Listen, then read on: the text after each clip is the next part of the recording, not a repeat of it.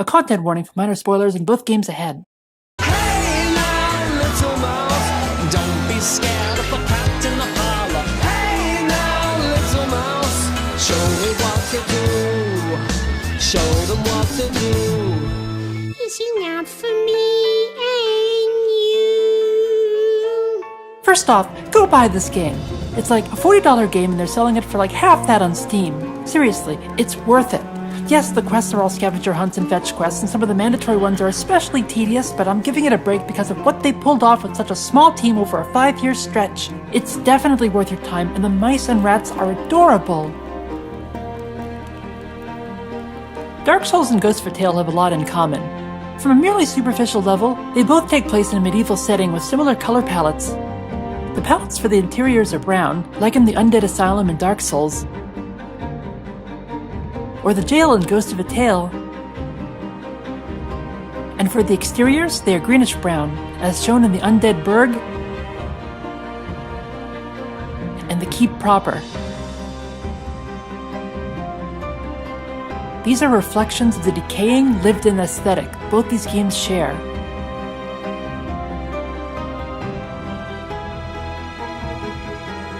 Both have castles and towers that are crumbling after years of neglect.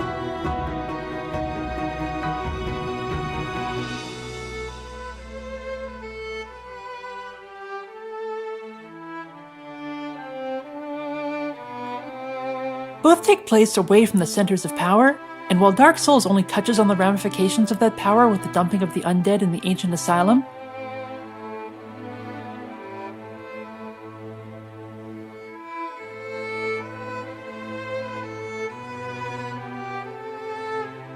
Ghost of the Tale has characters who are still at the whims of the systems and powers at play. The main character, Tilo, has been jailed for seditious actions of his wife, Mara, under the pretense of not playing a song demanded by a local baron. The reason for this is not explained until the player goes into Tilo's songbook and reads the words of the song itself, when it becomes apparent. The song denigrates the mice as cowardly and untrustworthy, based on a single defeat in battle many decades ago, and represents the sort of bias that Mara and the rebels are fighting against. In fact, Tilo's whole arc among the rats of the keep involve him doing helpful things for them.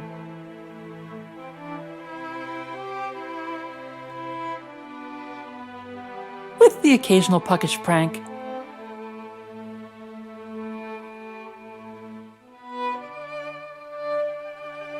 Becoming a positive force of change beyond any efforts the rats themselves can make within the existing systems.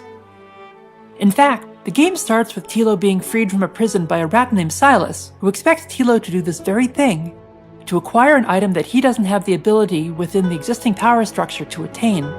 Of course, Tilo's not the first, and nor is the chosen undead of Dark Souls, who is just another in a long line of undead hoping to rekindle the primordial flame. Indeed, while the item descriptions in Dark Souls enrich the experience while not being mandatory, the Ghost of a Tale player who doesn't read each item's flavor text will become quite confused by the ending's revelations, and will lose a lot of Tilo's own gravitas when it comes to certain situations. So the first time that Tilo descends into the catacombs, you are warned about the presence of spiders. You might think that this is a common threat to all small woodland creatures, but if you read the pages of the Rose Book, an item that grows the more roses you find, you learn that Tilo's son was killed by a spider's venom. Tilo has an even greater fear and revulsion of spiders than his initial encounter with them leads on. A side note to the aesthetics of each game, in addition to spiders as horrific threats, both games share the motif of a giant bird as a catalyst for the hero. The crow in Dark Souls carries the chosen undead from Asylum to Lordran, and then hangs out in Firelink Shrine in case the player ever wants to return. The magpie in Ghost of a Tale is a dangerous augur who speaks with the gods to identify the location of Tilo's wife. She remains in the ruins of the catacombs, as the crow does in the ruins of the shrine.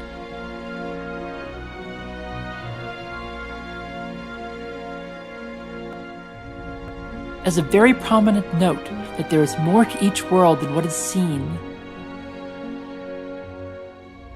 In addition, from a technical perspective, both games are richer for allowing the player to seamlessly travel throughout the land. Similar to Dark Souls, Ghost of a Tale has an interconnected map with no load times.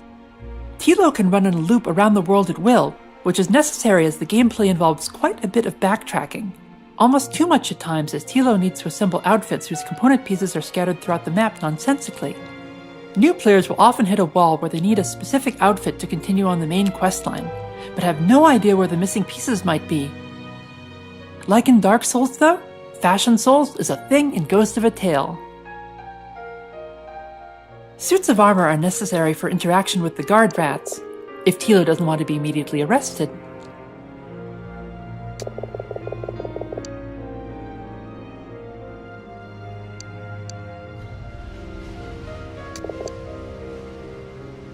But Tilo can sneak by them wearing anything he pleases, including a pumpkin head, a candle, or a plague doctor's mask.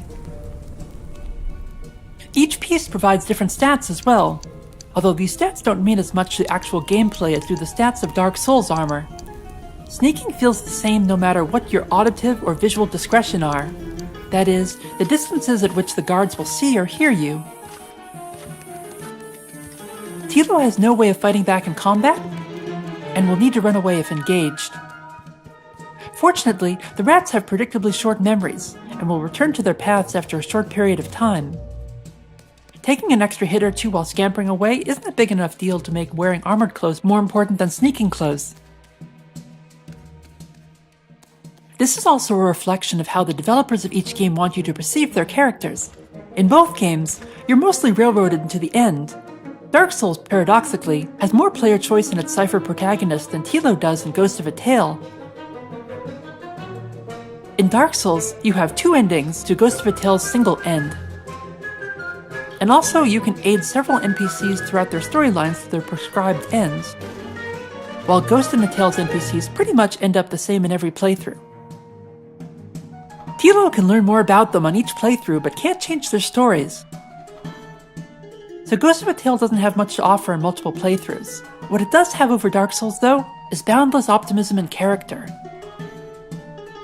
Dark Souls depicts a world in decline, in preparation for another rebirth. You, the chosen undead, are one in a line of attempted catalysts for this rebirth, and ultimately the next successful one. Ghost of a Tale depicts a world that has settled down from war, on the verge of being thrust into it again. Tilo's search for his wife ultimately sparks the catalyst to start it again, the Green Flame. Both these worlds began with primordial flame. But then there was fire. And with fire came disparity. Heat and cold. Life and death. And of course, light and dark.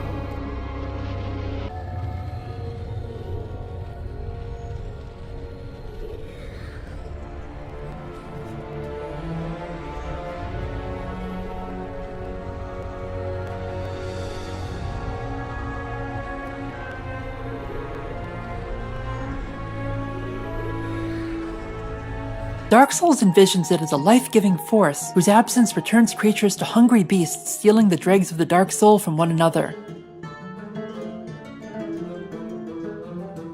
Ghost of a Tale casts the Green Flame in the same role as the Dark Souls Flame's absence, only as a hungry force with malice behind it. Compared to Dark Souls' almost Buddhist-like ambivalence toward the flame as rebirth, Ghost of a Tale wants the flame as your unknowable adversary, as Sauron was before he was given physical form in the Peter Jackson films. The Green Flame must be metaphysical and unknowable because it seeks to ally all the people that Tilo meets in the game against it. Friends and enemies. The only actual adversary Tilo has in the game is consumed by it.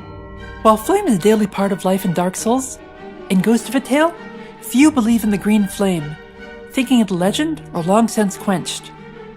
The rats and mice do not hunger for flame as the hollows of Dark Souls do. While both games work to humanize their supporting players, Solaire, the guard rats,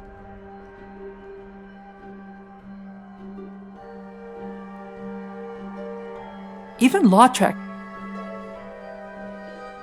and Oma Rezia. Ghost of a Tale's characters outshine Dark Souls's. Ghost of a Tale is very much a character piece. The smithy doesn't report Tilo's escape so he can take Tilo's coin to pay for a past offense. The captain of the outpost is comically oblivious with a penchant for song and poetry.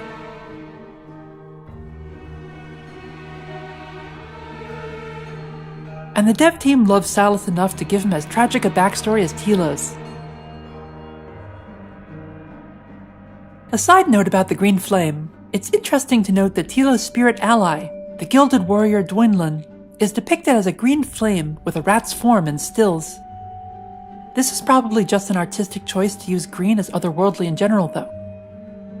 In the actual experience of playing both these games, though, the world at large is still window dressing over the moment-to-moment character and environment interactions.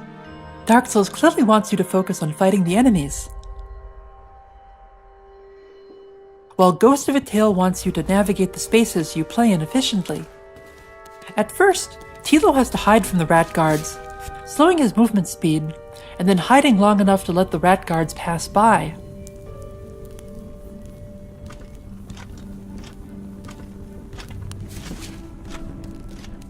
Next, Tilo gets a suit of guard's armor, and can walk around in public, but very slowly without getting caught, as the guard's armor restricts his movement. The final suit of armor lets Tilo zip around in public without consequence, which is a major step above Dark Souls mobility, where the most you can hope for is the Darkwood grain ring that speeds up your flipping.